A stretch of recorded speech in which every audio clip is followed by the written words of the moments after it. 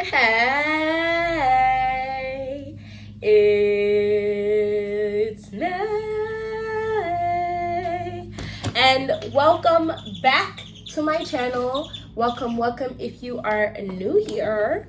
It's Nay's Little Garden, and for the next about 90 to 100 days, I'm gonna try my best to post every single day. Because summer's well on its way. We're definitely well within spring at this point, okay? Mother's Day is right around the corner. So a lot of things are going to be happening in the next 90 to 100 days. And so I figured let's attempt to do this thing together. So I got a little package. So I wanted to unbag it with you. I did say I was basically done buying seeds, and I was, and then all of these things kind of happened. I don't really want to get into too much in this video. We're gonna do another video, but just about like the tariffs, uncertainty, yada, yada, yada, yada. And instead of being afraid, I want to be just ready. Stay ready so you don't have to get ready. Anyway, so let's go ahead and open this. I went ahead and bought a specific kind of seeds. They are Dwarf, like Dwarf or Micro Dwarf, something of that nature. Basically from the Dwarf Tomato Project. So these are from Victory Seed. I believe this to be my first order from this company. So I will be trying to grow just a couple of these things this year, but I'm also saving them for next year. So I have a pretty substantial like seed collection, and I feel pretty good about it. In like the next couple weeks, I'll probably go through my seed collection and see what potentially is looking a little slim, because there might be packets in there, but they might only have a couple seeds, right? So you just want to make sure you're good. But if you keep your seeds in a cool, dark area, for the most part, they should last you years. There are very few seeds that probably won't, but I still wouldn't toss them because some will probably germinate. Things like carrots and onions, to my knowledge, are there's not a ton of them, but carrots and onions dramatically drop after the first year. Everything else is pretty good, especially some of the bigger things like beans, tomatoes, peppers. Those are some of the seeds that you could definitely kind of like buy in a bigger bulk and know that they're probably going to germinate for some years to come. There are people who had gotten like shadow box, I believe, at my gardener from like 80 years ago or something, and found a bunch of tomato seeds and managed to get one to grow, and then kind of like brought it back from extinction almost. It's amazing how long seeds can last. So I purchased, why did I get two of these? There's got to be a reason. Did I accidentally do that? No, I think I accidentally got two of one seed. Oops. So I got 6 different seed packets here for a total of $30.06. Because the shipping is $5.11. So the seeds really were $23.08. So $25, but let's just say $30, right? You're gonna need $31 to be able to get 6 packets of seeds. Wait, 7 packets. 6 packets would be a little under. So let's just say you need $30 flat. So I don't know. Maybe I'll see if we have like a seed swap in my area to get that second pack given out, because there's 20 seeds. It appears to be in all of these. So that's actually a pretty good amount. If you start like 5 seeds, that's gonna last you a couple years for sure, well, a few years. So first thing I noticed here, there are no pictures, which is not my favorite, but it's definitely not the end of the world. I'm pulling up my iPad so I can really see what I'm talking about here. Victory Seed Company is family owned and operated and passionate passionate about providing the highest quality seed of the best varieties available of vegetables, herbs, flowers, and heirloom tobaccos. Since 1998, we have preserved rare, open pollinated, non-GMO heirloom seeds, and that continues to be our primary focus. In addition to the rare heirlooms, we also carry a selection of newest hybrids, but still non-GMO varieties. So, let's do these in terms of longest to shortest days. So the longest day I look to have is 90 days, which is 3 months. Like I said, I'm gonna start some of these for my fall harvest. So I'll start some seed for fall harvest, and I'll also take some suckers from plants that I have growing now later on and get them to root and then plant them out and have a wonderful fall harvest. I have more experience with fall harvests pertaining to tomatoes and peppers than I do in their summer harvest, because I started so late last year, and the last time I tried to grow, I think I ended up having a later harvest as well. So this is the first one. I feel like this is a cherry tomato, so why is this the longest one? Lord, let's see. So these are all dwarf. The first one is the Summer Sweet Gold. Oh no, this is not. Oh, this is a large tomato. I was gonna be like, why is this so many days? And it's, I don't know, I guess because I heard Summer Sweet Gold, I was thinking like, I don't know, like a cherry tomato for some reason. A mid to late season variety, and generally is considered one of the best flavored of all the dwarfs. Well, that's why I got it. It's looking like a very golden yellow, quite large tomato actually. The plentiful medium large, which they're saying is 6 to 14 ounce smooth oblate shaped fruit, are produced on vigorous rugged potato leaf dwarf plants. Oh, that's cool. So this is actually telling you not to direct sow. It's saying you should start indoors 6 to 8 weeks before your last frost. Plant a 1/4 inch deep, water lightly, but keep moist until emergence. Full light and cooler temps will help to prevent seeds from getting too leggy. Avoid too much nitrogen, water evenly but not in excess. So there's 20 seeds. This is actually wonderful. And these are from Irving, Texas. So that's cool. They look like a very lovely tomato. I'm gonna show you. It's super yellow, like golden, like it says, gold tomato, which looks wonderful to me. So that's that, and I have 2 packets of that on accident, which is fine. Then we have here, so that's 90 days. Then we have here 80 days. So that's 10, oh, nope, just kidding. We had 85 days, which is the Sleeping Lady tomato, which I quite like that name. Now, I really didn't go through all of the tomatoes they have. They have a bunch.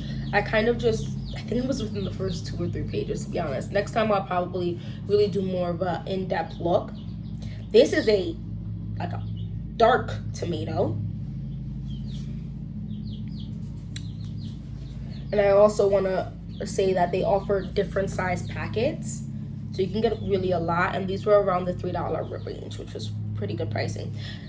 This says stout central stems grow to 3 feet tall and has dark green rugose regular leaf foliage. The fruits are smooth and round to oblate in shape, ranging from 3 to 6 ounces, and ripen to a chocolate mahogany color. Flavor is well balanced.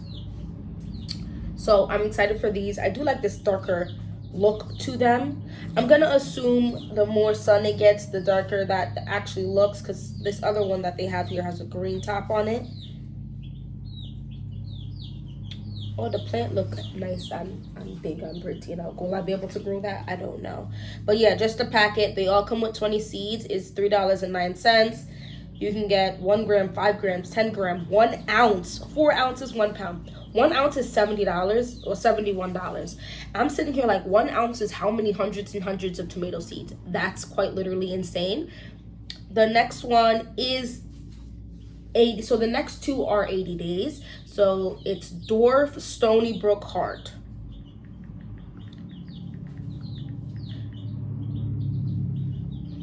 Oh, Stony does not have an E. I don't know why I put an E there. Okay. Oh, I love the look of heart tomatoes. They're so pretty. I cannot wait to hold one. It's a heart tomato. Rugose potato leaf plants are quite compact, reaching 36 to 48 inches tall and are very productive. So I must have picked this one because I do have green stalks and I would like to grow more stuff in green stalks. So this is one that I could definitely grow in a green stalk, 36 to 48 inches tall. It says very productive, distinctly heart-shaped fruits are scarlet with jagged golden stripes. Fruits are 6 to 10 ounces. 3 to 6 ounces. So this is bigger than the Sleeping Lady tomato. Range from 3 to 6 ounces, and this one's 6 to 10 ounces, so it is bigger, but can reach 1 pound or more. Ooh. So that's what it looks like. She is beautiful. Those look really good. Those look very pretty, to be honest with you. These all are from the same family, the Solanum lycopersicum. Guys, I'm still learning how to say things, these scientific terms. And that's 80 days. The next one, I actually want to start this now, right, to be able to plant out. Ooh, I don't know how to say this. Dwarf chomato with a CH. Oh, this looks like an orangey one. They use the same words. So this is a potato leaf plant produce high yields of medium to large, smooth oblate yellow tomatoes with red swirls and streaks that run into the flesh. That's 6 to 12 ounces. Plants average 48 inches tall and require sturdy support. So I would probably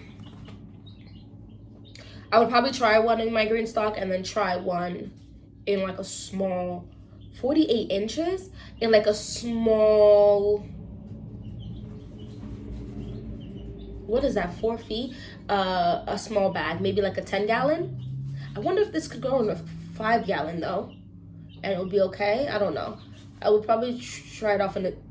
Well, I'm gonna, ooh, this is an interesting one. So this is, it kind of, I'm gonna just show it to you. This was $4 for this one.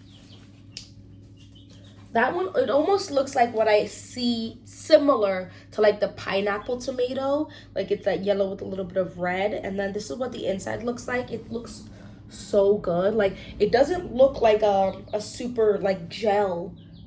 It looks more meaty, which is what also interests me. Oh my gosh. The meaty tomato possesses a well-balanced, mildly sweet, delicious flavor. What did I just say? So that's cool. That one looks really delicious, to be honest. So those two are 80 days, and now the last two are 75 days.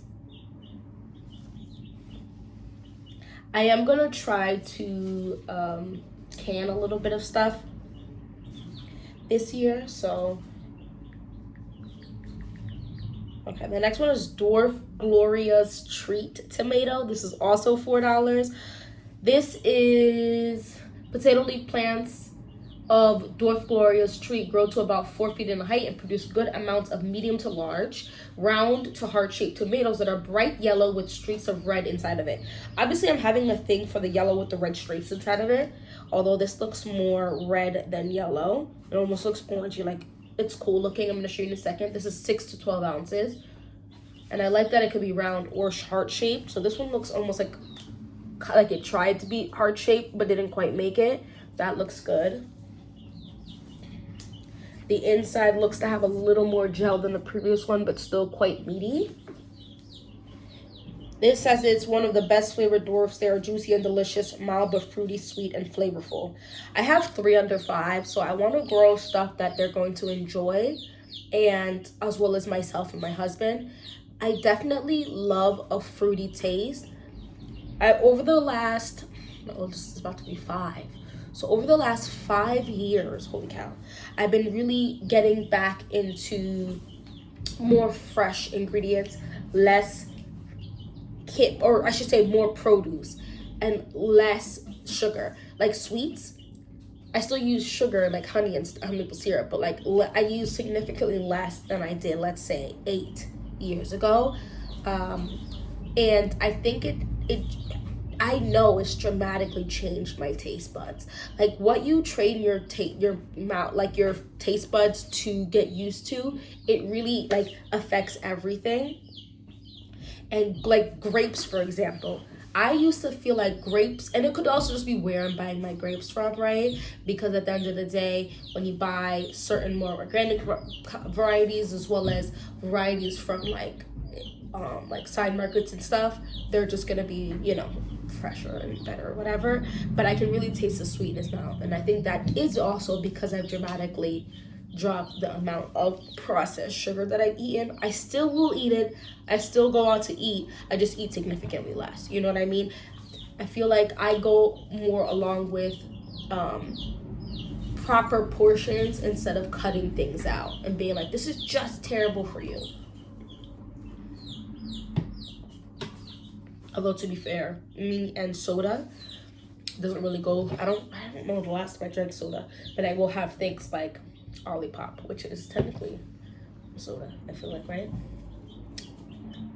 Anyway, the last one is the Dwarf Sneaky Sauce. This one I might start ASAP. Because I really do want this one. This is just like a Roma tomato.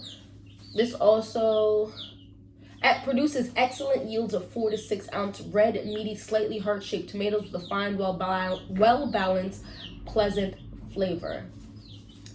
And they say there's 20 seeds in here as well. This looks like a good one. It's a sauce tomato, obviously, that's what they said.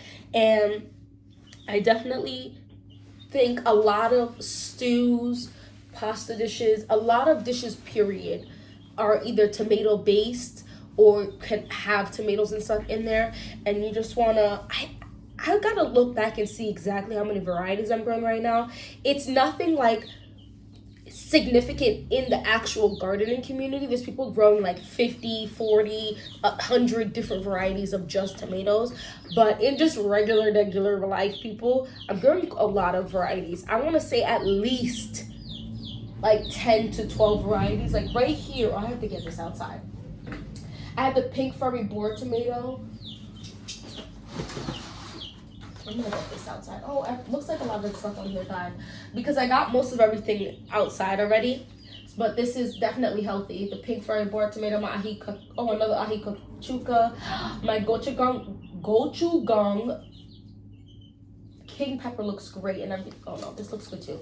My jalapeno looks good. My sweet banana pepper looks good, and everything else looks like it's I can toss this. These I won't be keeping, and I don't stress it because I started. Oh, that's another jalapeno that died. But yeah, I'm gonna show you guys these. I'm not stressing it. This is kind of like the last remnants because most of everything is already outside hardening off. I'm gonna put this outside today as well. But you can see how big everything has gotten. I have about, let's see, 1, 2, 3. Okay, so I have 2, this looks like 5-gallon grow bags, and then 2 20-gallon grow bags that need more, so that I can put soil in to plant out more plants. And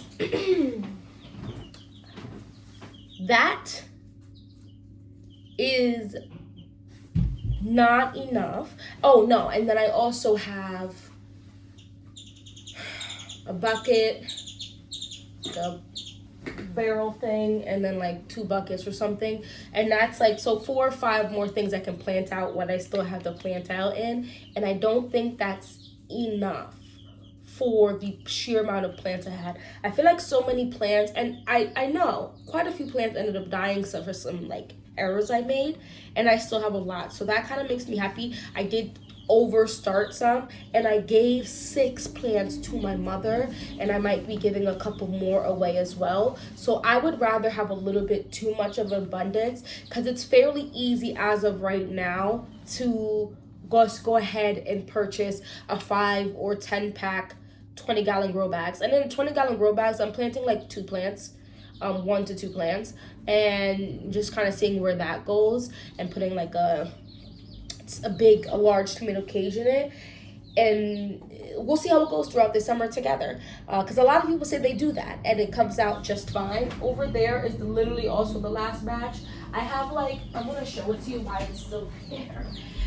This is like my, ooh, this is a pepper plant I need to plant out, but everything else is fine. This is a yellow monster pepper. So there's 2 yellow monster peppers in here. They look good. I will, plant that out. But then it's my oregano, holy basil, lemon, everleaf basil that are here. Like my holy basil is just so small. I'm scared to like plant this out. And the oregano's looking good, but it's small as well. I could probably plant out this lemon leaf, everleaf basil, as well as the, I could definitely, there's like 5 of them in here. Oh my gosh, I'm so excited for this. I'm gonna plant these out too. I could just put those all under one, but all of this was taken over by plants literally like 3 weeks ago. So we're making big progress. And depending on what looks healthy, like it's gonna do what it's gotta do, those will be the tomato plants that I will take, cuttings from and sprout them and then replant it out. I think what I'm gonna go with is not to stress myself out. What do I mean? So I don't really intend to sit here and try to force something to keep producing if it looks like utter garbage. Like if it looks like it's dying, or oh my gosh, I really fought my life. I got a tomato last year from a big box store, and it was fighting its whole life, and I kept fighting for it, and it was a lot, and then I ended up cutting from it, and that cutting did so well, funnily enough, versus the other one just didn't do well. I think it only produced a few tomatoes, and then the cutting produced a good amount. So I think I would just take a cutting and just yank something out and put something else in, because I have I used to say I have a short growing period, but some people over here literally said they got 60 days of growing season. So I have much more than that. I think I would say my growing season is May. Our last frost date is literally next week. So we are 1 week before last frost date. So we have from May all the way to maybe end of September, mid-October. So you have May, June, July, August, September. You have like 5 months of growing season. So I'm gonna stop complaining about my growing season, because it's really not that short for me personally, because there's so many people that have obviously longer growing season, but then there's a lot of people that have significantly shorter growing seasons. So I'm grateful for the season that I have, the time period to grow that I have. That's a fairly easy time period to grow in. I also planted out cool weather crops before my last frost date that are growing. So technically that's also still in the growing season. I haven't harvested anything yet from those specific plants, but my carrots have been out for a hot minute. My garlic started growing way back in, I want to say March. My garlic started growing, and I planted out those onions also in March. So you could even really say for cool weather crops, especially if you get a little $25 row cover with a little $20 things to strap, like the little hoop thingies to put over it, you really could be, I could be looking at about 7 months of growing season, because you can extend maybe even 8 months, let's say 7 months. I'm gonna extend 1 month in the beginning and 1 month at the end, right? And so that's 7 months, and there's 12 months in the year, so that's more than half the year I would be able to grow with just very little assistance, right? So now my polytunnel was up and has been up for a little while now. That extends my growing season. Anyway, that's all I wanted to talk about. I'm definitely interested in what kind of tomato seeds are you growing? I feel like, and I could be wrong, because I think peppers is quite close, but I think tomato might have the most varieties that are readily accessible for the consumer. There are just so many different types of tomatoes. I could probably spend my children's entire childhood to teenagehood into their entering adulthood trying out different varieties every single year, obviously keeping some of my staples, but still testing out. Let's say I decide that 25 varieties of tomatoes is a good amount to be able to still grow other plants in my, I can keep like 8 that I really like and keep trying, or I can even say 16, right? Just to make this easy.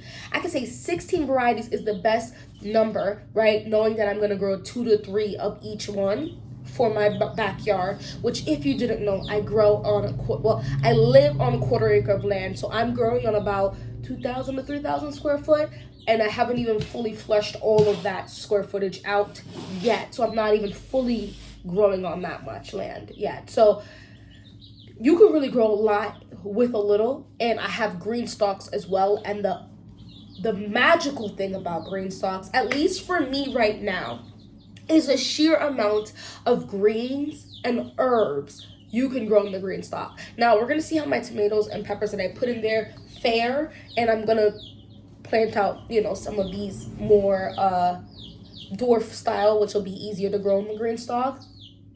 But definitely greens and herbs grow really good in a green stalk. And I don't know about your guys' prices near you, but my herbs are so expensive here. Yes, I do try to get the better herbs, but they're very expensive. And I can taste the difference when I get the cheap herbs that like are so brittle and dry and almost, they have flavor, but it's not insane, versus the ones where I spend more money on. And it's like this little packet of it, and it's so expensive, and they last forever. And not last forever. The taste is so strong and the taste I feel like lasts longer.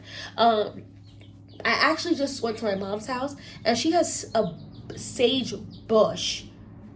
And I'm going to talk about this in another video, but that really brought really home to me. Even in my zone 6, there are plenty of things that will overwinter and come back that's not just mint. Obviously, we all know that mint is basically a weed, and dandelion is a weed, but those things are consumable for us human beings. But even something like sage, which people used to season and flavor their meats and all types of stuff, and it's a really nice smell, and there's a ton of like the oils for it can make a lot of stuff. Like you can just do a lot with different types of herbs, thyme, oregano. There are 1,000,000,001 different types of basils.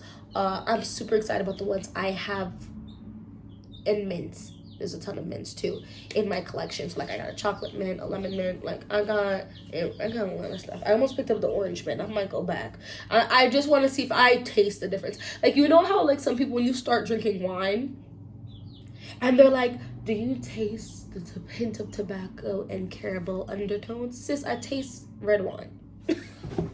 And then you have to kind of drink for, some years, a little glass of wine, some glasses of wine for you to be like, oh, I think this is drier. Like this makes my mouth drier. This is not as dry. This is a little spice to this. This one is deeper. This one's lighter. And then you eventually start getting that. And that's the same thing with any hobby, truly. I also collect fragrances, and I really am getting really good about smelling fragrance notes to the point where people I know will like, or I come across, like, you're just so knowledgeable on that. I've just been doing it for a few years now, and so you eventually develop an acute sense of understanding of certain things in there, right? There are people who quite literally will grow vast majorities of tomatoes and can talk about those tomatoes and how different those tomatoes are, which is so cool. I love watching those videos too, because Lord, I love the different varieties of tomatoes and how vastly different, tangy, sweet, savory. Like there's just so many different ways, more balanced. Like it's just so cool. And then you have the meatier ones, and then like the more gel ones. You have slicing ones. You have cherry ones. You have indeterminate, determinate. All these vocabulary words, and we're just gonna all learn together because I think it's absolutely fun. And gardening, most things in your life outside, okay, work is rough, I get it, but like a lot of things that you try to do in life, especially hobby-esque things, you can make hobbies so it's more fun to do it. Try to find the fun in it. I know there's a lot of fear going on right now, and I just